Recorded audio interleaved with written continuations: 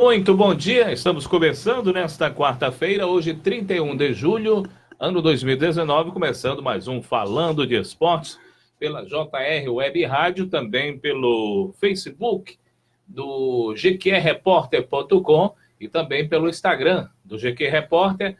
E logo mais, né, à tarde, você já estará acessando no nosso canal de YouTube também essa programação e, claro, pelo Facebook você tem aí disponível a hora que você quiser, lá à noite, para assistir mais uma vez ou divulgar para as pessoas que não estão disponíveis neste momento para assistir e ouvir a nossa programação. Nosso Falando de Esportes, que tem oferecimento de alimentos do lar, direto da fazenda para a sua mesa. Arroz, feijão, macarrão, produtos de milho, cesta básica, enfim. Se tiver a marca do lar, vale a pena comprar. Arena SR6, com campo de grama sintética, para você com os seus amigos, né, o pessoal da sua empresa aí, os babas organizados, você adquirir o seu horário, os seus dias de entretenimento ali na Arena SR6, onde está sendo realizada aí a primeira Copa do Lar de Futsal, na Arena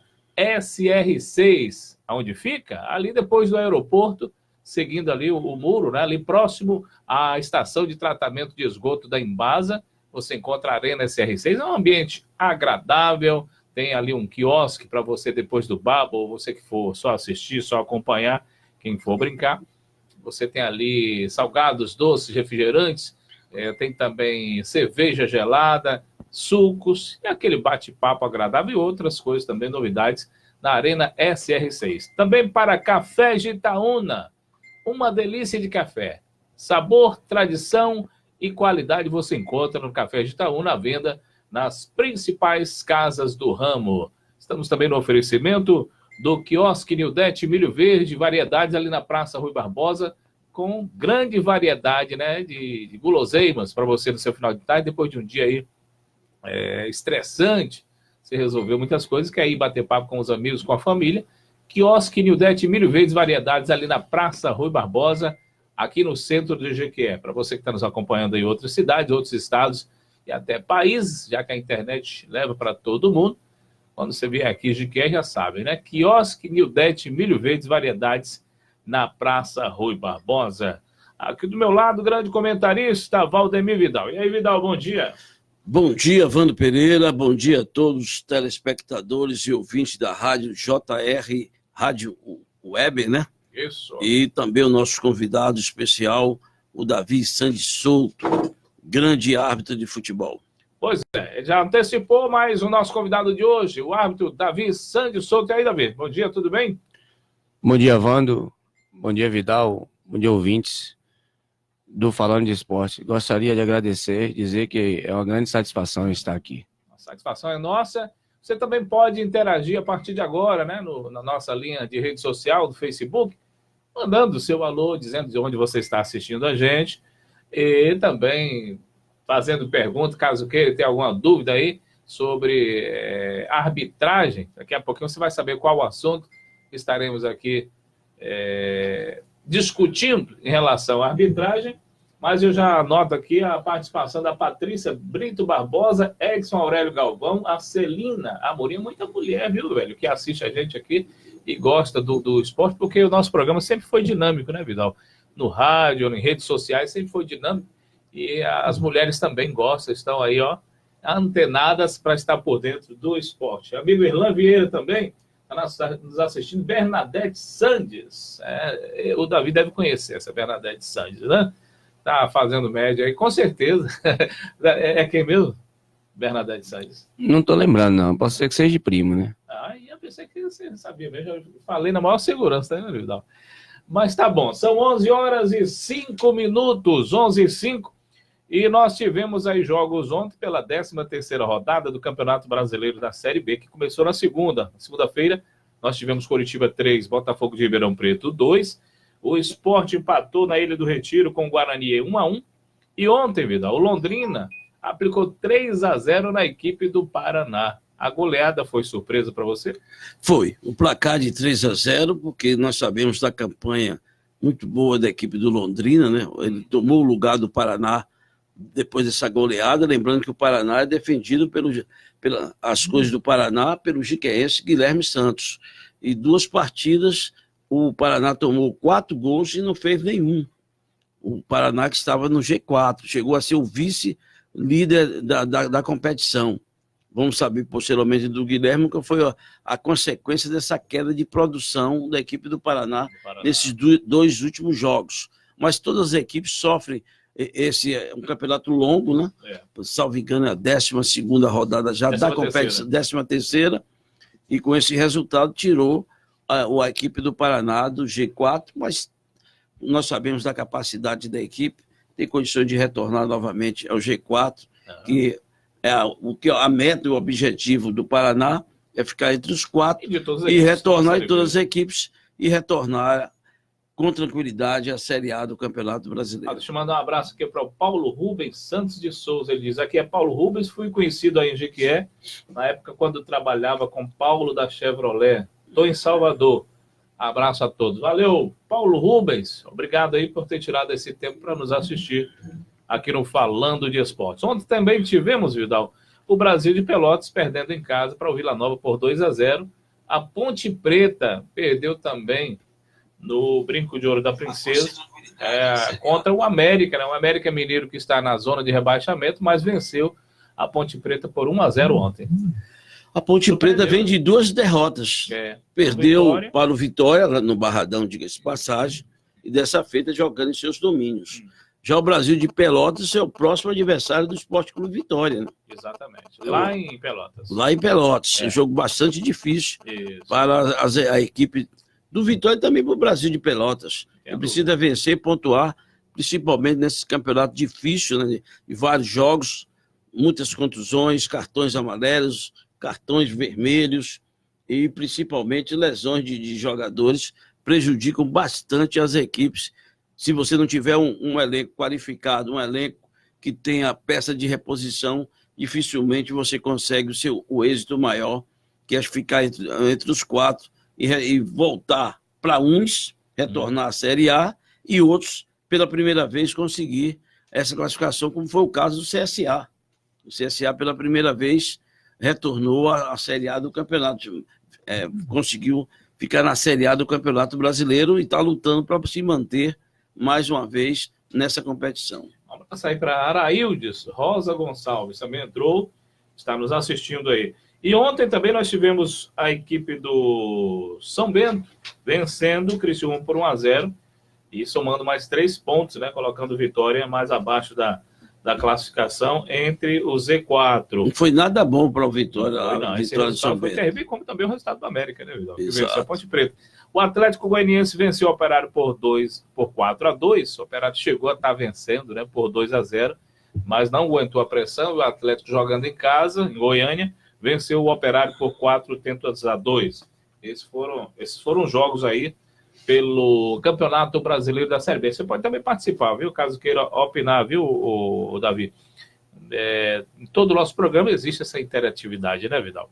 Ontem nós tivemos Copa Libertadores da América, 8ª de final, jogos de volta.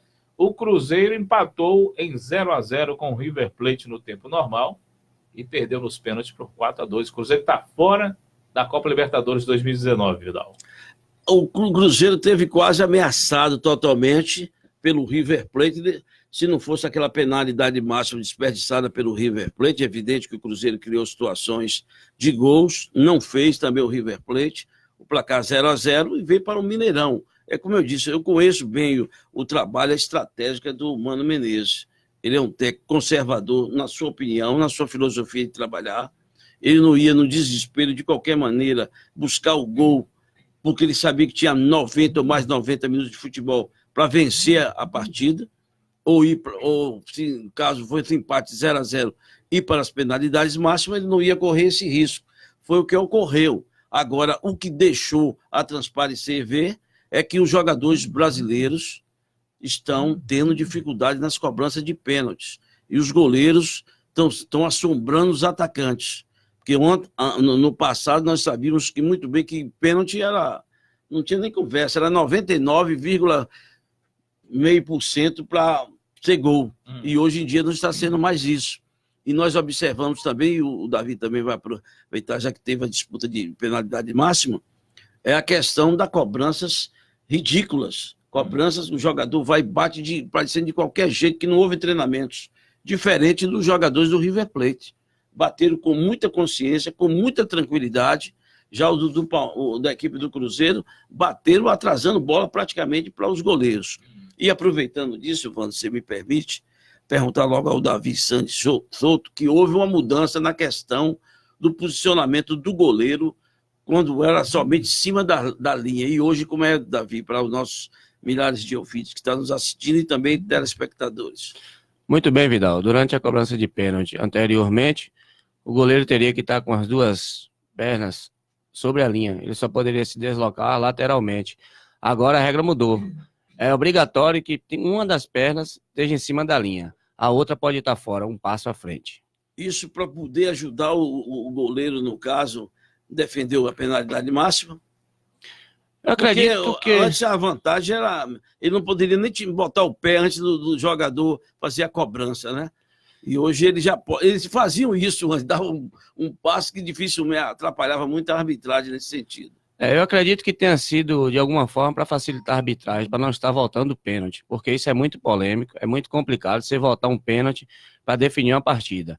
É preciso que o árbitro tenha coragem para isso. Isso que observa é o árbitro assistente, o árbitro central, ele fiscaliza o cobrador para que não haja invasão na área. Portanto, o bandeira que fica na linha para ver se o goleiro se adiantou ou não. Agora, eu acho que não facilitou. Quando você está com o pé à frente, eu acho que é mais difícil você se deslocar para pegar a bola, para o goleiro. E na questão da penalidade máxima, que nós já vimos alguns vídeos onde o batedor do pênalti, ele cobra, o goleiro defende, sai vibrando, a bola volta novamente e entra no gol. Essa bola tem que ser validada o gol, porque não foi com esse critério para todos que estão nos assistindo, que estão nos ouvindo através do JR Rádio Web. Né? Essa curiosidade também. Portanto, é o seguinte, quando o cobrador bate a bola, ela tem que haver um tempo. Por exemplo, ele defendeu ali, ele tem que deixar, por exemplo, a bola imóvel, ou ela para fora, se instantaneamente pega na mão dele, ele sai comemorando e ela entra, o gol é válido, a bola ainda se encontra em jogo ainda nessa situação. Quer dizer, se cobrar a penalidade máxima, ele tirar com os pés, a bola voltar, eu estou falando uma disputa de pênalti, como foi ontem, não é um jogo normal das penalidades máximas, e ela retornar para o gol, ela é gol? É gol legal, com certeza, ele tem que defender a bola e deixar ela de forma que já existe um tempo que o árbitro concretiza que já houve a finalidade na cobrança. Agora ali, pega na perna dele, sai comemorando e ela volta, tipo um vento, leva ela para o gol, é gol legal, com certeza. E se ele fizer duas defesas, Davi? Ele defendeu, a bola ficou em jogo, ele tentou dar um tapa, ela bateu no dedo dele, foi pro gol. Como é que nesse lance? É gol também? Aí é o seguinte, é a critério do árbitro. Por exemplo, ele já defendeu com o pé. Aí ela vem em mão, ele dá um tapa. Que ela ia pro gol novamente. Ela ia pro gol novamente. Aí possa ser que o árbitro valida. Eu, particularmente, nessa situação, para mim já foi concretizada, já houve a perca do pênalti já. Correu, bateu, ela pegou o efeito, tá em jogo, vai entrando no gol, Isso. O goleiro vai dar um tapa, ela defendeu, vamos dizer, defendeu, não fez o gol. E o árbitro, qual é o critério? Isso, é uma situação... No caso, você sendo o árbitro. É uma situação quase impossível, nunca aconteceu em jogo meu. Mas eu tô falando que pode quando ele isso, quando né? Quando ele defender com o pé, que ela estiver vibrando, ele dando outro tapa, para mim, já concretizou, já houve a perca do pênalti. Ele já fez a primeira defesa. Mas também se ele fizer a primeira defesa e entrar, é gol. Gol legal, com certeza. Gol legal. Então é importante para vocês saberem essa questão das regras. Então, à disposição, vocês que queiram fazer perguntas, apesar que Vando vai ainda no outro jogo aí que teve, foi o Vitória, né? Que nós não comentamos. Isso, vamos voltar. O José Carlos Santana, ele diz, bom dia, manda um abração para o grande árbitro da FBF, grande Davi. Sempre torço pelo seu sucesso, irmão. Tamo juntos, sempre. O Nego Buda, 2020. Um abraço, Buda, é uma pessoa, gente boa. E também atua como árbitro em Salvador em algumas situações. A gente sempre interage, como dica, ele marca algumas partidas em amadora lá. Ok. Sim, Vidal, é verdade. Voltando, vamos dar uma pausa aí na Copa Libertadores da América, voltando à Série B. Ontem o Vitória jogou contra o Figueirense. Figueirense cheio de problemas, mas assim os jogadores fizeram um pacto, né? De dentro do gramado mostrar profissionalismo e o Figueirense engrossou o caldo. Foi um jogo bastante disputado. O Vitória tem demonstrado melhora na competição, mas ontem perdeu muitos gols e perdeu de sair vencedor com 3 pontos. Vitória 1, Figueirense 1. Porque o Figueirense ficou com um jogador a menos. na realidade, não foi? O Figueirense ficou jogador a menos e teve o problema que os atletas não treinaram durante esse período, o Figueirense, que foi pegado numa topique, fizeram uma vaquinha, levaram os jogadores, esse problema, uma crise realmente na equipe do Figueirense.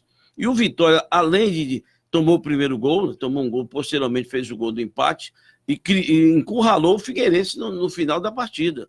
O Vitória teve para vencer a partida, não venceu por incompetência de alguns de seus jogadores. E a nota que ficou mais triste é o atleta, não me lembro o nome, porque eu coloquei aqui, mas posteriormente pela internet, sentiu uma dor no peito e foi atendido. Jogador do Figueirense?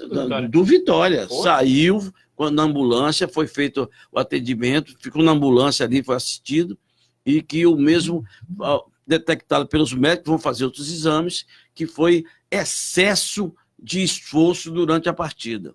E uma das coisas que vou convidar aqui um cardiologista, né, especialista nessa área, para ele dizer essa questão que hoje em dia o jogador não é mais jogador de futebol, é um atleta. Muitas vezes dão uma carga de treinamento que eles não estão preparados para esse, mesmo sendo liberado, porque muitas vezes o médico libera para você ter a vida normal, praticar algumas modalidades de esporte, mas não por um esforço excessivo na preparação física desses atletas no comportamento. O resultado, dentro da pontuação, pela situação do Vitória, foi boa, foi um pontinho, poderia ter sido melhor se conseguisse somar os 3 pontos, porque 2 jogos fora teoricamente, 6 pontos para o adversário. 2 jogos, perder 3 aqui, somou um pontinho, o Vitória vai tentar beliscar mais outro ponto, quem sabe surpreender o Brasil de Pelotas e conseguir uma grande vitória. São 11h17. Nós tivemos também o Olímpia o Olímpia do Paraguai empatando em 1-1 com a LDU, isso já pela Copa Libertadores da América. E o Palmeiras aplicou 4-0 no Godoy Cruz, da Argentina, né? E o primeiro jogo tempo foi 2-2. O primeiro tempo não foi. O Palmeiras, a incompetência do time argentino, que teve a oportunidade, estava vencendo por 2-0 no primeiro tempo. Posteriormente, 2-2, teve uma penalidade máxima que o goleiro da equipe do Palmeiras defendeu. E quando você não consegue ser competente dentro de casa, foi ao contrário do Palmeiras. Um primeiro tempo muito difícil para o Palmeiras, mas eu sabia da estratégia. A estratégia de Mano Menezes e de Filipão são idênticas, eles são estrategistas, eles sabem que tem.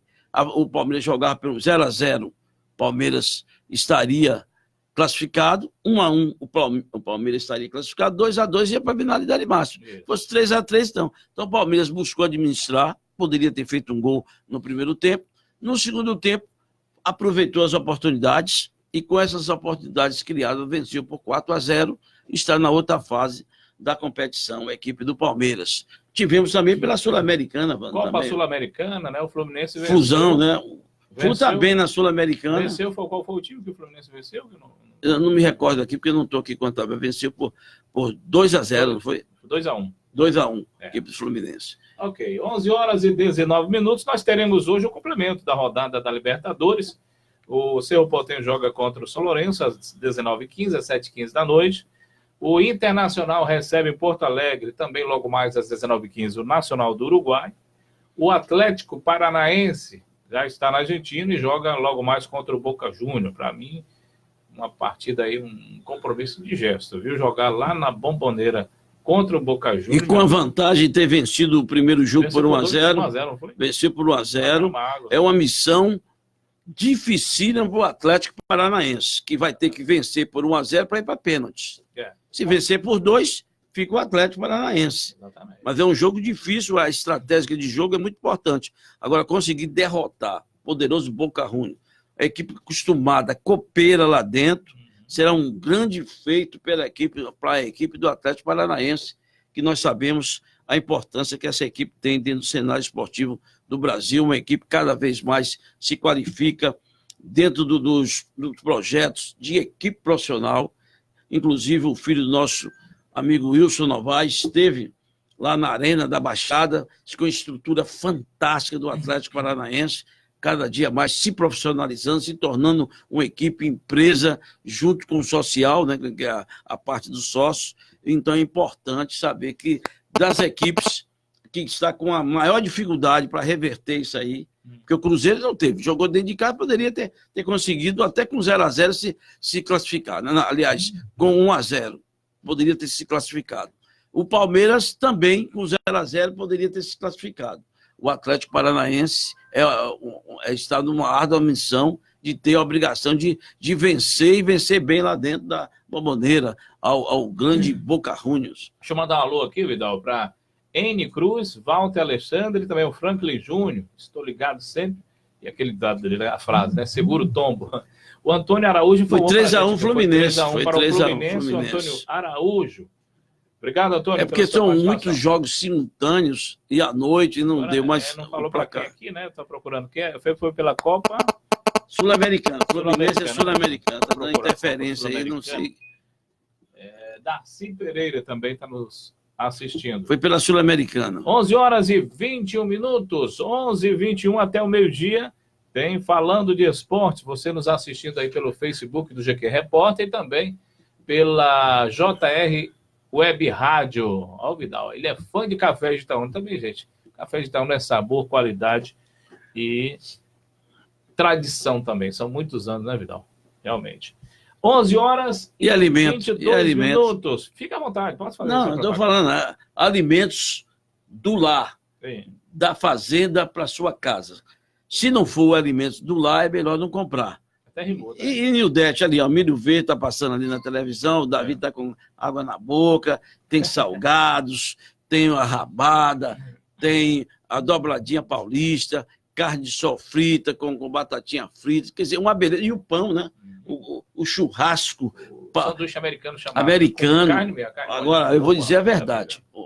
Para o médico não esteja, principalmente o doutor Paulo César. Ontem eu comi, viu?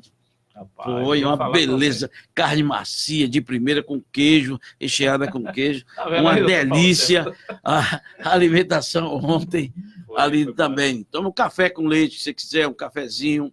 Tem licor, tudo ali. E agora, farmácia, Wanda, onde é que nós temos que pegar? Farmácia que tem a participação do programa do governo federal é a Farmácia Apoteco Popular, ali na Avenida Arthur Moraes, no bairro de Quezinho, ao lado da feirinha do Jiquezinho. Um abraço aí para o Robson, torcedor do Vasco, viu? O Robson é o Robinho chamado. E na Farmácia Apoteco Popular, se você faz uso contínuo, né, para remédios para diabetes, para hipertensão, então se você tem a receita, meu amigo, lá você pega... Você falou do Vasco aí, que terá árbitro conquistense no jogo do Vasco. Marielson Alves Silva apita Série A. De Vitória da Conquista, o jogo do Vasco essa semana. Bola cheia, viu? Eu espero que não vai prejudicar meu Vascão. E lembrando, Wando, que para praticar esporte, onde é que tem a primeira Copa do Lar de futsal? Na Arena SR7, né? SR6. E futebol também é para mulher, viu? Também, futebol também para mulher, pode se inscrever e procurar lá também. Agora, eventos. Se você tiver um local, não tem lugar, já tem ali, ó, na Arena SR6, do nosso amigo aqui, Paulo César. Vidal toma café de Itaúna desde pequeno, viu? A Darcy manda um bom dia para todos. E completando aqui, Antônio. Fluminense venceu de 2-0, finalmente venceu de 3-1. Deixa eu falar, exatamente. Pela Sul-Americana, ontem o Sport Cristal venceu o Zulia por 3-2. O Fluminense venceu o Penharol por 3-1.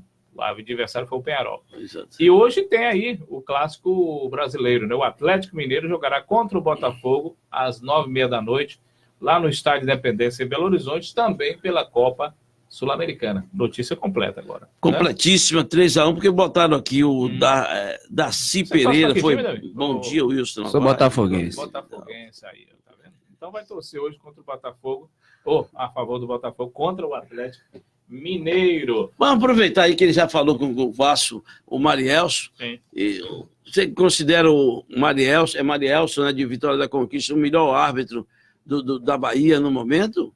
Ou tem mais outros colegas seus que sejam de grande destaque? Indiscutivelmente, da minha história, o maior foi finado Lorival e depois Jailson Macedo Freitas. Como um já se foi, não está mais aqui entre a gente, e o outro encerrou a carreira. Hoje é o presidente da comissão estadual. Marielson, na minha opinião agora, é o principal árbitro da Federação Baiana. Já teve uma ascensão maior, foi aspirante à FIFA, mas perdeu esse escudo, agora é árbitro CBF, e ficou um tempo afastado aí dos jogos da Série A, mas agora retornando, estão atuando na Série A como árbitro central, ele, que retornou agora, e Diego Pombo Lopes também. Muito bem. 11 horas e 26 minutos. Só lembrando, Vidal, que amanhã teremos, amanhã quinta-feira, falamos do Flamengo, não é? Flamengo hoje joga. Hoje é o Flamengo, o Emelec. O placar aí de Davi Santos Souto. Eu não torço com paixão, mas eu gosto de ver a derrota do Flamengo, porque tem uns torcedores ali no Mandacaru que a gente não suporta. Então, eu acho que vai ser um empatezinho esse jogo hoje para ficar em casa. Internacional e quem, Vando? Não, Internacional não. Amanhã o Grêmio joga no Paraguai contra o Libertad. O Internacional joga hoje contra o Nacional do Uruguai. Exatamente, o Internacional. Venceu de 1-0 dentro de casa, né? Inter quem, mano? Internacional e Nacional do Uruguai. Aqui no Brasil? No Brasil. O Inter ganha aí. Então, 2 gols de diferença aí. 11 horas e 26 minutos. 11h26. Vamos bater papo com o nosso convidado. Vamos agora. Vamos o nosso maior. Qual o assunto? Regra, primeiro, Davi Santos Souto, ele vai dizer quando ele começou a arbitragem e como é que ele está hoje junto à Federação Baiana de Futebol. E, posteriormente, vamos perguntarmos sobre quantas regras existem no futebol, que muita gente não sabe, sabia disso? Teve um cara que estava na praça discutindo comigo sobre o negócio de regra de futebol. Eu perguntei essa regra aí, qual regra e quantas regras tem. Ele ficou parado. Eu digo, ele está discutindo com o árbitro que marcou aquele lance e você não sabe nem quantas regras do futebol tem? Aí ele ficou quieto. Vamos lá, Davi. Muito bem, Vidal. A trajetória começou aos 17 anos, no campo do Quina para a Lua, mas eu considero oficialmente aos 20, quando Jair Alves me convidou para participar da AJA, e ali foi quando eu passei a atuar em jogos aqui na cidade, Campeonato do Cururu, Mandacaru e outros, e logo em seguida, aos 21 anos, Jair, a seleção de Jequié disputava, Jair mandou uma ficha minha, e aí nos encontramos fazendo parte do quadro da federação, onde trabalhamos em muitos jogos. Os jogos que mais repercutiu foi árbitro assistente no Campeonato Baiano Série A, em Poções e Fluminense de Feira, e também no Mário Pessoa, Colo-Colo versus o Feirense. Como árbitro central, trabalhei nas competições todas, primeira divisão, campeonato juniores, intermunicipal, vários jogos. Agora temos a maior dificuldade, em virtude do futebol de Jequié, infelizmente, ter enfraquecido, em virtude de não estar disputando o intermunicipal, porque sabemos que todo árbitro é filiado a uma associação, mas a liga da sua cidade. Então, hoje, tá mais complicado, mas, na medida do possível, a federação tem nos escalado. Ano passado eu trabalhei como central em 3 jogos do Intermunicipal e fui assistente em 4 jogos. Nessa escalação que você teve, Davi, houve uma solicitação por parte do departamento de árbitro da Liga Esportiva de Jequié para que você viesse a trabalhar? Porque eu vejo, você falou que o futebol de Jequié está apagado nesse sentido do futebol amador, o profissional teve aí, parou também, a divisão de base esse ano disputou, mas parou. Mas tem que ter uma interferência da Liga Esportiva de Jequié para que você possa, né? Uma solicitação parte do presidente da diretoria de árbitros daqui da Liga para que os árbitros de Jequié, que é filiado à Liga também, né? E que a Federação Baiana de Futebol possa trabalhar. Eu acredito que sim.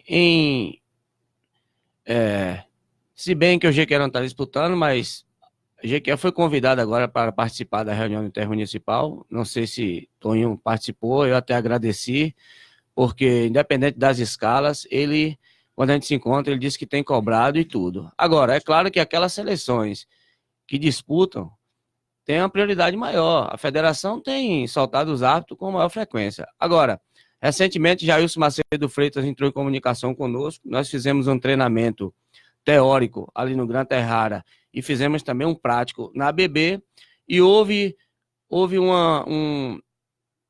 foi convidar o Cordeiro Lopes, ele estava em Jequié, ele veio ser ali o delegado do jogo Bahia e Jequié, e falou para mim que vai estar escalando a gente. Agora, independente das escalas, eu acredito que Toninho tem cobrado, né? Claro que se a seleção disputasse, obrigatoriamente teria um número de árbitros maior trabalhando pelas competições da Federação Baiana de Futebol. Tem aqui o José Carlos disse, Davi, Estou informando que em breve estarei com Francisco Neto, árbitro da FBF e CBF, e William Cavalcante, ex-árbitro da CBF e FBF, realizando o curso de árbitro na cidade de Jequié. A data a combinar com o apoio da AJA, ele disse que depois vai conversar com você em particular. Nego Buda. Buda, tranquilo, William Cavalcante, grande ex-árbitro da Federação Baiana, reside em Eunápolis, tem um filho que é árbitro também, Jefferson Abel, grande assistente. E estamos aí, Francisco Neto é o presidente da EBA, é os árbitros lá de Salvador. Estamos aí, Buda, estamos juntos, o apoio que pudermos dar, estamos aí sim. Ó, tem outra pergunta, o Almir pergunta, bom dia, amigo, e esse lance de interpretação de bola na mão ou mão na bola está virando uma lambança? Como o Davi vê isso como árbitro? Abraço. Veja só, a regra mudou. Toda bola que pegar na mão do atacante, não há mais interpretação. Tem que ser marcado. Tem que ser anulado. Agora, em relação à defesa, é interpretativo. O árbitro interpreta se é mão ou não é. O árbitro tem que interpretar, Almir, que se o fato da mão está aberta, está afastada do seu corpo, do seu tronco, há interferência na jogada. Se ela impediu um passe, se ela impediu um chute que foi ao gol, entendeu, Vidal? Eu interpreto assim. Agora, realmente, é o bicho papão da arbitragem, a mão e o impedimento.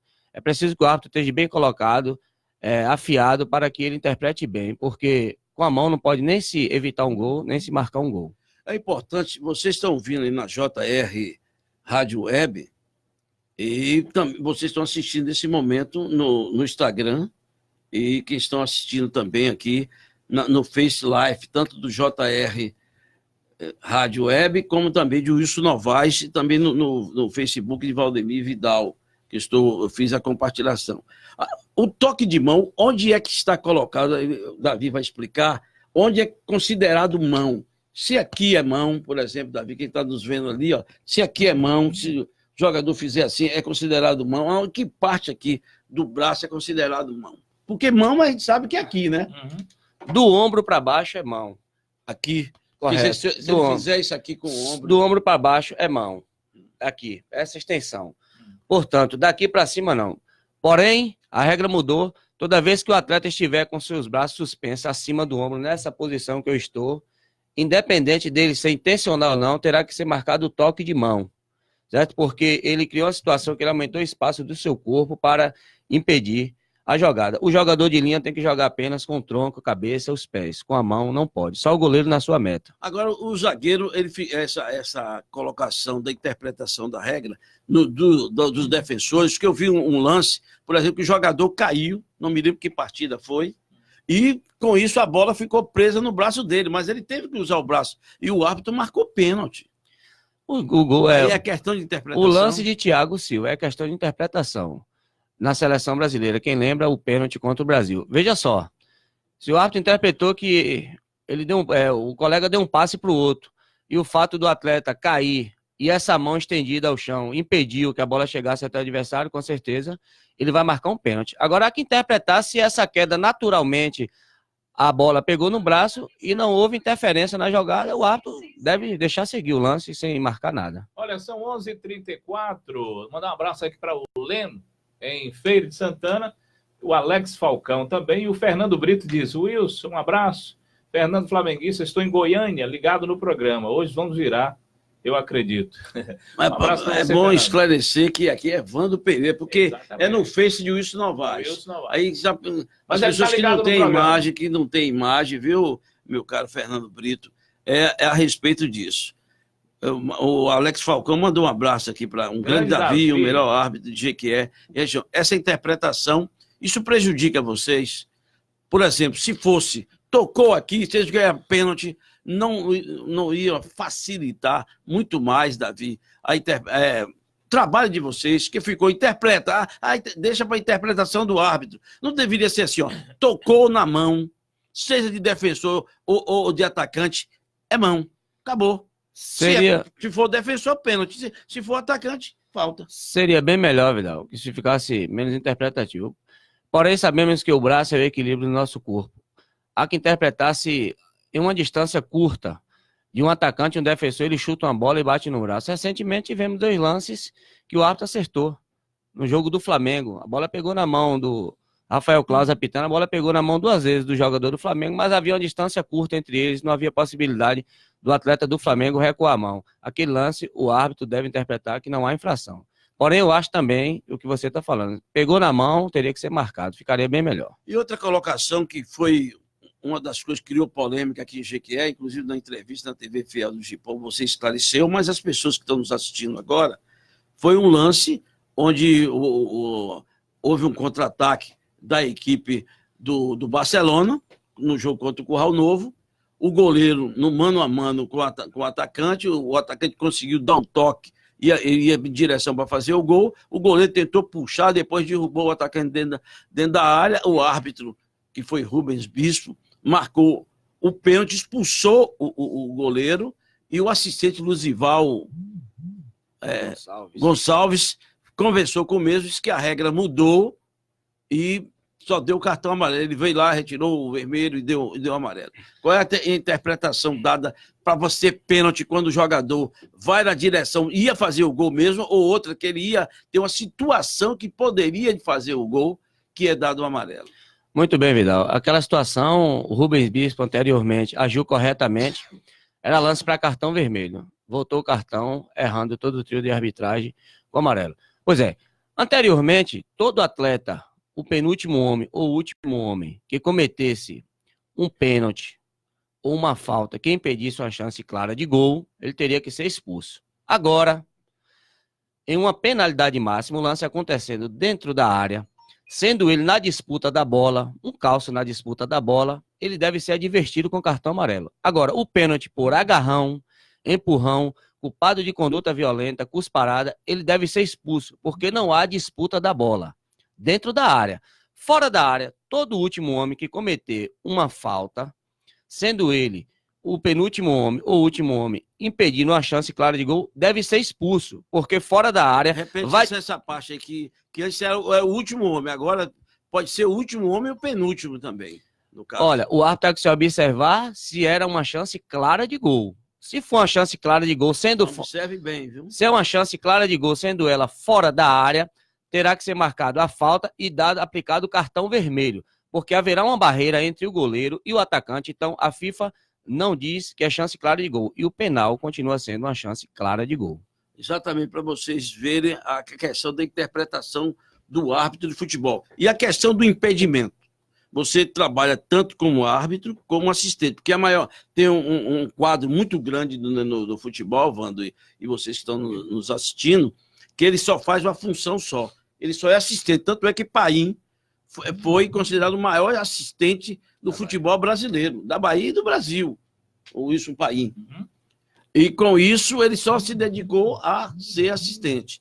E você que é árbitro e assistente, na questão do impedimento, por que essa mudança do critério esperar o jogador receber a bola para dar impedimento? Nós vimos um lance aí que, além do jogador receber a bola impedimento, que o assistente viu, esperou a bola passar para outro companheiro, para dar para o outro, quando o outro fez o gol, anulou a jogada, marcou impedimento. A situação de impedimento é o lance muito difícil, polêmico do futebol. Veja só, realmente eu trabalho como assistente também em jogos da federação. Vidal, a FIFA quer que saia o gol, certo? A FIFA quer que saia o gol. Então, o que acontece? Uma bola que é lançada para um atacante, por quê? Ele está em posição irregular de impedimento, não significa que deve ser marcado o impedimento. Ele deve participar ativamente do jogo, interferindo na jogada, ou seja, ele atrapalhar um zagueiro de tirar a bola, ele tocar a bola principalmente, ele participar da jogada. O que aconteceu agora é que, se o assistente tem dúvida, ele deixa para o VAR decidir. Por quê? Digamos que ele levanta o bastão, marca o impedimento e o atleta não estava. Então vai ser anulado um gol legal. Então deixe que o VAR decide. Eu sempre digo, ficou meio complicado, ficou melhor para o assistente. Por quê? O assistente, se ele tiver em dúvida, ele deixa seguir. Foi gol legal, ele concretiza o gol, o árbitro central dá o gol. Se não foi, ele anula. Entendeu? E a questão, vocês, antes do VAR, vocês utilizam o ponto, né, que vocês tenham ali a noção nessa colocação. Existe, por exemplo, você nunca trabalhou com aqueles 2 assistentes, e até com o 4º árbitro. Isso dificulta o trabalho do árbitro central? se você já trabalhasse mais tempo, fosse aquela famosa casadinha dos 4, não seria muito mais fácil para o árbitro apitar os jogos? Um entrosamento maior? A gente diz o plano de trabalho, né? Por exemplo, se eu sair um jogo aqui na região com Jair na bandeira e com Luzival, um olhar que Jair me dá, eu já sei possivelmente o que é que ele está me perguntando, entendeu? Se ele está em dúvida ou não, eu decido. Realmente, o ponto é bom, para facilitar, entendeu? O ponto, você está numa situação de complicada ali, os atletas se pegando, se brigando, a gente informa para o outro, o árbitro já fica atento. Então, claro que é bom a sintonia maior, que você trabalha com os assistentes aí, que no intermunicipal mesmo, que a gente olha, o cara é complicado, não sabe o que está marcando. Você dá importância, o assistente, você conhece, por exemplo, o assistente local, numa partida do intermunicipal, que hoje mudaram muito, mas se o assistente for local, você vai fazer sua arbitragem e não dá muita atenção aos assistentes, mesmo você, olha, observa o que ele marcou e o posicionamento de você, árbitro, você apitando, na questão do impedimento, ela pode ser precisa, mesmo igual ao do assistente, na sua visão, porque vocês hoje estão em cima do lance, antes o árbitro apitava distante e se posicionava, depois que ele concluísse, os árbitros se posicionavam de uma maneira não tão próxima do jogador, tanto é que hoje existe uma determinação, se a bola tocar no árbitro, tem que parar e deixar, aí você vai me dizer esse critério aí. Muito bem, Vidal. Anteriormente, o assistente do intermunicipal, um era da casa e um de fora. Hoje são todos de fora, acredito que realmente para não ter torcida. Árbitro aí que torcia para a sua seleção. Impedimento é lance exclusivo do assistente. O árbitro não vê. Agora, se a gente perceber que ele está devagar, marcando situações que você... Opa, a gente aperta a corda. Atento, né? A gente aperta o parafuso. Porém, no vestiário, o árbitro central é quem determina. A gente traça um plano de trabalho no vestiário, avisando a forma que quer que trabalha. Estratégico, esquema tático. Esquema tático, correr em diagonal, deixar as faltas para mim, as faltas que eu tiver próximo. Entendeu? Aí, quando a gente sente a firmeza, a gente...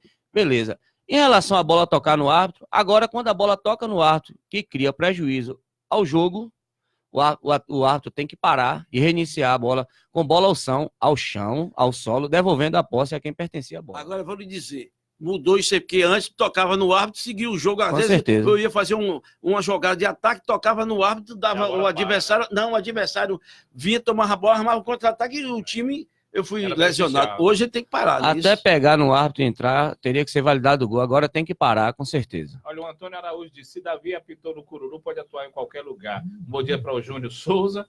Mari Santos. O Almir pergunta, Davi Santos Souto. Davi, no lance de Diego Alves contra o Atlético Paranaense, em que ele pegou a bola fora da área, era lance para amarelo ou vermelho? E na sua opinião, Marcelo Cirino tinha chance de tocar na bola? Muito bem, aquele lance antes que Paulo César de Oliveira comentou, eu já tinha comentado no grupo da AGE. Eu percebi que ele pegou a bola fora da área. Olha, aquele lance era para cartão amarelo, porque não havia domínio, posse da bola de Marcelo Cirino. Se houvesse e ele tocasse a mão na bola fora da área, ele teria que ser expulso. Por isso o VAR não chamou, porque o VAR não chama para lance de cartão amarelo, só chama para expulsar. Então eu acredito que tenha sido por isso. Havia possibilidade de Marcelo Cirino tocar na bola, mas ela ainda se encontrava em disputa, não havia posse, domínio, por isso não era cartão vermelho. Eu marcaria falta e aplicaria o cartão amarelo naquele lance. Tiro livre direto. 11 horas e 45 minutos, programa Falando de Esporte, no oferecimento de Alimentos do Lar, Café de Itaúna, Arena SR6, Farmácia Apotec Popular no Jiquezinho e também Quiosque Nildete Milho Verdes Variedades na Praça Rui Barbosa, Vidal. Quantas regras tem para o futebol? 17 regras. Dessas 17, qual é a regra que vocês, uma ou duas, que para o árbitro é mais difícil? 11ª, o impedimento. Eu acredito que ela seja mais complicada. Eu gosto da 5, que é o árbitro central, que é a minha praia, o que eu gosto. Exatamente. Agora, a questão de apitar jogos. Campo aberto, Babas, também aberto, Intermunicipal, Campeonato Baiano de Base e Campeonato Baiano da Série B ou da Série A. Aí, qual é a competição que se torna mais difícil para o árbitro trabalhar? Ter um trabalho que dê condições ao árbitro trabalhar com tranquilidade. Campeonato amador. você citou um ponto aqui que eu gostaria de falar muito. Eu estou parando de apitar campeonato amador em Jequié, porque a falta de segurança é muito grande. Já temos que lidar com os atletas, uma grande minoria, é claro, mal educados, que ficam dentro de campo para a gente controlar. Agora tem aquelas pessoas que ficam de fora, xingando de forma absurda. Então, eu tenho parado, eu estou praticamente parando. Eu já comentei até com meus colegas, vou marcar jogos fora e jogos de federação. Dentro da BB, ainda é um local que a gente se sente um pouco seguro. Mas você vê a dificuldade que tem para marcar os jogos lá. A pressão que é. Aquele jogo, a pressão que é. Não sei se estava no primeiro jogo entre a Servimax enfrentando o 10º Batalhão 0-0, que ele foi um jogo pegado, que foi difícil para a arbitragem, viu? Parecendo que os jogadores eram profissionais que estavam disputando uma competição que valia até milhões. Pois é, a dificuldade é muito grande. Aí ainda ontem eu conversei com uma pessoa que foi árbitro, ele chegou para mim e falou que o árbitro tinha roubado o jogo dele. Aí eu perguntei, e quando você apitava, você errava ou roubava? Ele, não sei o que. Eu falei, olha, eu tô parando por isso, porque, poxa, eu não tô aí para estar dentro de uma partida marcando no Quina-Palu, no Cururu, e tá um amigo meu de fora me chamando de corno, de viado, de filho da puta, aquilo até entra para agredir. Horrível, né? Então isso é horrível. Então, graças a Deus, eu tô chegando no meu limite. E não é só eu não, Jair, o pessoal tão chateado com isso, a situação, quase ninguém quer marcar mais campeonato amador. Vocês, por ser um campo aberto e por ser um futebol amador, a maior parte de vocês, árbitros, deixam muito as coisas acontecerem para que o futebol venha a ser realizado as partidas nos campeonatos. Porque eu vejo, por exemplo, o banco de reserva ali no Joaquim Romão estava infestado de pessoas. Você viu que acabou uma pedra naquela brincadeira, acertando o toque. Poderia o assistente tal estar hoje cego. Porque se aquela pedra que pegou aqui em cima do nariz do mesmo tivesse pego num dos olhos do tal, ele estaria hoje cego. E aí, quem ia pagar essa consequência do tal?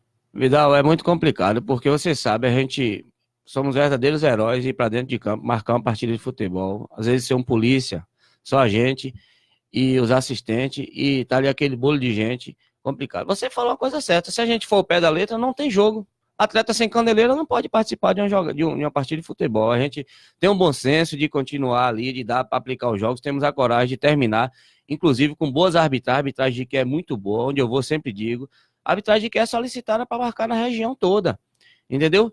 Recentemente marcamos o campeonato de Apuarema agora, a final, e possivelmente já estão me ligando para marcar novos campeonatos fora. Então, o que acontece? A falta de segurança é muito grande, está ficando complicado. Possivelmente, árbitro da AGE, em intervalo de tempo muito curto, não apitará mais campeonato em campo aberto. A questão dos babas organizados, porque nós sabemos que tem muito catimbeiro jogando futebol, tanto nos babas. O baba, vocês cumprem a regra e também faz prevalecer muito mais rigidez na questão do que a regra determina, mesmo sabendo que são babas de final de semana, enfim, Davi? Com certeza a gente cumpre a regra. Agora, claro que há o bom senso. Porém, os babas pune. O atleta que tiver um problema, tem um atleta aí punido 2 anos. Ele criou um problema, tá suspenso 2 anos. Onde a AGE atua, ele não pode jogar. E ele joga onde a AGE não atua, é claro. Agora, os campeonatos, o que acontece é isso, aquela questão de torcedor tá entrando em campo, criando problema, não é todo árbitro que tem a coragem de apitar. Os babas também selecionam os árbitros, pagam a mais e seleciona. Então vai aqueles árbitros que eles gostam, tudo que ele tem um carisma. Só que quando acontece um erro, acaba ali. Mas os campeonatos fica aquela picuinha, aquele problema. Parece que é um campeonato que eles vivem daquilo, que gera custos, muito dinheiro, até atleta profissional. E a realidade não é isso, são amadores. Fizeram uma pergunta para você, Ivan, do Almir. Para mim? Para Davi e para você também. Que eu faço? Pois não. Acho que a posição de Davi é correta, o Antônio Araújo falou. Vidal pode lembrar que hoje o futebol amador continua igual. Falta de respeito entre árbitros e torcedores. Torcedores e árbitros, né, no caso. Não é isso, Vidal? Exatamente. Agora o Almir falou, Davi, para você o VAR tirou o poder da decisão do árbitro central ou veio para ajudar em alguns erros? Vando, e para você que é narrador, que tem que narrar o gol ou não, você acha que perde a emoção do lance? Demais. Primeiro a Davi, depois a Vando Pereira. O VAR veio para legitimar os resultados da partida, ver o que os árbitros não vê. Porém, em alguma situação está complicado. Por exemplo, um lance de interpretação do árbitro. Ele está vendo, ele vai achar que é ou não pênalti. Aquele lance que houve uma disputa mais forte, que a depender do jogo, do calor do jogo, tem árbitro que gosta da dinâmica no jogo, que é o caso de Leandro Pedro Voaden. Ele não gosta de marcar aquelas faltazinhas do jogador caicai do Brasil. Entendeu? Aí ele vai, interpreta que não houve, marca um escanteio, daqui a pouco o VAR chama, vai dizer que houve um pênalti lá atrás, no início da jogada. Então, para mim, teria que ser para marcar um gol que o árbitro não viu, um impedimento que o árbitro não viu, uma jogada violenta, essas coisas. Eu agora? Você, meu caro. Eu já observo os meus colegas narradores esportivos também, aí pelo Brasil todo, televisão principalmente, né, Vidal? E já indeciso, né? Já estão narrando, né, Wanda?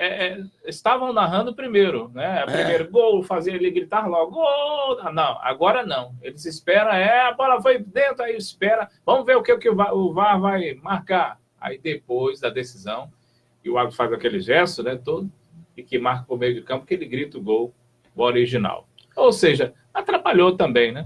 E Davi, na questão do VAR, eu vejo alguns árbitros, foi do último jogo, eu não me lembro o jogo, levou 6 minutos, o jogo de domingo, salvo engano, levou 6 minutos para poder ir em direção, a direção da câmera, da televisão do VAR, para ver o lance, para depois marcar o gol.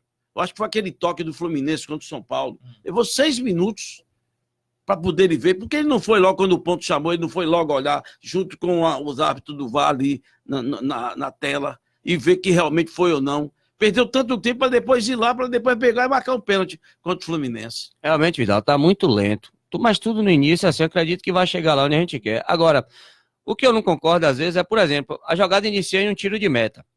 Lá no tiro de meta, no início da jogada, há um empurrão do zagueiro no atacante. Aí digamos que é uma falta, o árbitro aplica uma vantagem. Quando chegar cá, sai um gol, tem que anular, porque no início da jogada houve uma falta. Aquele lance do Vasco. E por que não anulou logo? Correto, e o VAR chama.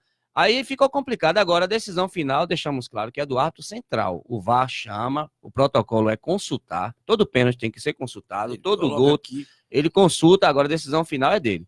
Aquele lance do gol do Vasco, um golaço que foi anulado, eu não anularia aquele gol nunca.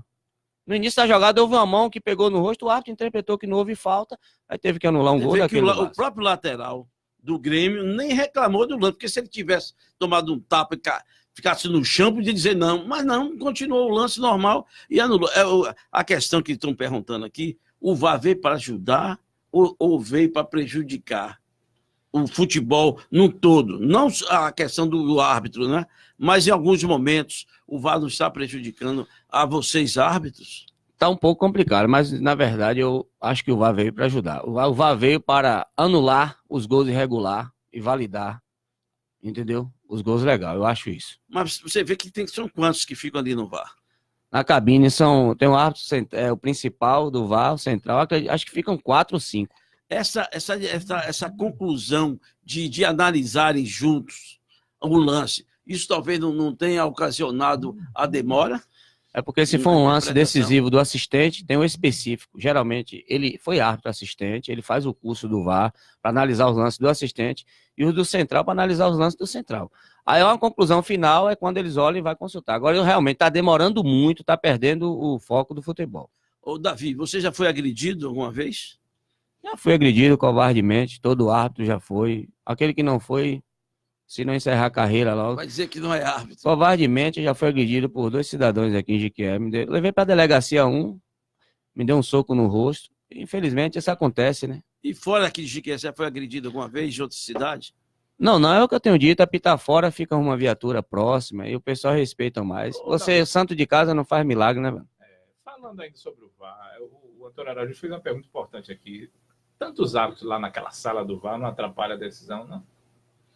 Realmente, ali teria que ter no máximo 1 ou 2. Porque muitas opiniões 1, 2, divergem, né? Já tem 4 lá embaixo. Porque, digamos, eu estou marcando uma partida, se vai chegar pra gente, Jair Alves está analisando o VAR e lá tem um lance duvidoso. Eu também, porque eu acredito que os árbitros também pedem para consultar ali, que o ponto é aberto. 4, 5 lá em Digamos cima, que o Voaden está marcando o Wilton Pereira Sampaio, que é o primeiro árbitro VAR do Brasil. Aí ali, aí, houve ou não, ali já aquela dúvida vai consultar. Agora realmente está demorando. Digamos, somos árbitros, somos colegas, aí Jair me consulta. Davi, dá uma analisada aqui que houve um pênalti aí. Seria um ou dois no máximo, para que tanta gente criando problema. É mais dinheiro gasto pelos clubes, quem Também. paga os clubes. E Exatamente. posteriormente, que é mais emprego, né? Porque ninguém vai deixar. O VAR é uma coisa, minha gente, que dificilmente vai acabar, viu? Ali vai continuar, já pegou, a tomara FIFA que se aceitou. aperfeiçoe, Agora facilite com que o essas Brasil reuniões. não fique lento. Eu acho, Davi, como árbitro, na hora que houve, inclusive, tem que acabar com esses jogadores. O jogador fica em cima do árbitro, não deixa o cara ouvir direito, fica pressionando e atrapalha. Além do torcedor que começa a gritar e perde aquela emoção, que o torcedor hoje em dia vai pensar duas vezes antes de vibrar um gol, você sabia? E o jogador também vai ficar assim, todo sem graça. E eu acredito que entrosamento. Uma vez, eu vou contar aqui, Antônio Araújo está falando, não sei se Antônio Araújo se lembra, num jogo entre seleção de Jequié, não me lembro quem foi o adversário, que houve uma jogada que a bola, pelo que nós vimos lá da cabine, entrou. Foi gol do Jequié, o gol que daria a classificação a Jequié. Antônio Araújo, que era o árbitro assistente daqui de Jequié, marcou que a bola não entrou. E acabaram naquela confusão toda vindo lá, que a bola, Antônio Araújo disse que a bola estava rasgada, mas no momento que a rede estava furada. E não sei quem foi, que foi algum jogador na confusão lá, deu um jeito que quando for olhar lá, a rede estava normal, a rede não estava furada. Aí foi uma confusão, e Antônio Araújo deve se lembrar muito bem desse lance aí, meu caro Antônio Araújo. Olha, são 11h57. Nós teremos domingo pelo Jequiézinho, Campo Manuel Pedro, o campeonato de base pelo Sub-11 e pelo Sub-13. Às 9 horas, Sub-11, time grande e ABB, e às 10 horas também pelo Sub-13, time grande e ABB. O campeonato do Mandacaru, domingo, 9h45, no Campo Cerezão, Riquelme e Atlanta. Pela Copa do Lar Fut 7 na Arena SR6, sexta-feira, às 20h15, Tigres e Gás Importados versus Titãs. No sábado, teremos dois jogos. Às 7h40 da noite, Florestal e Segundona. Às 8h40, Raja Casablanca e São Judas. No domingo, 9 da manhã, tem FFJ e Madeireira Bispo versus Banca. Esses são jogos aí da rodada do final de semana pela Copa do Lar Fut 7. Está sendo realizada na Arena SR6, Vidal. Davi, quem é o presidente da AJA? E quantos árbitros tem filiado à AJA? E se a AJA de Jequié está regularizada para fazer convênio com qualquer poder público, municipal, estadual ou federal? Não está regularizada, não. A AJA tem um registro no nome de Davi Sandi e Jair Alves da Silva, registrado por Vicente Gonzaga, mas não está registrada. Não repassa os direitos, a gente tem até que rever isso. Estamos hoje com 18 árbitros trabalhando. Lá nós não estamos com o presidente, nós temos uma diretoria. É Davi Sandi, eu escalo, eu faço os papéis. Jair Alves, na minha ausência, o amigo Gilson e Luzival são os que ficam à frente, assim. Na verdade, eu que faço os papéis da reunião, os negócios, como presidente. E a diretoria de árbitros da Liga? Se a diretoria não existe, então ela poderia fazer algum convênio com algum poder público municipal e ter seu quadro de árbitros escalados para trabalhar, e não só aqui em Jequié, mas também em outro local. Com certeza. Jair Alves é o diretor de árbitro da Liga de Jequié, Jair Alves. Exatamente. Vamos procurar saber também do Davi, do nosso amigo, o Jair Alves, vir aqui para esclarecer a questão da arbitragem em Jequié, principalmente da AJA. 11h59. Obrigado pela sua presença, Davi. Muito boa. Eu creio que quem está nos assistindo e vai nos assistir depois, posteriormente, gostou dos esclarecimentos. Você foi bem sucinto nas suas respostas. Obrigado pelas pessoas que participaram também fazendo pergunta. E espero amanhã, né? Também nos acompanhar a partir das 11 da manhã. Obrigado pela sua presença. Obrigado, Wander. Obrigado, Vidal. Tamo junto aí, essa parceria verdadeira. O tempo passou rápido, né? Mas em outras oportunidades nós viremos aqui esclarecer, falar de arbitragem, que é o que nos toca.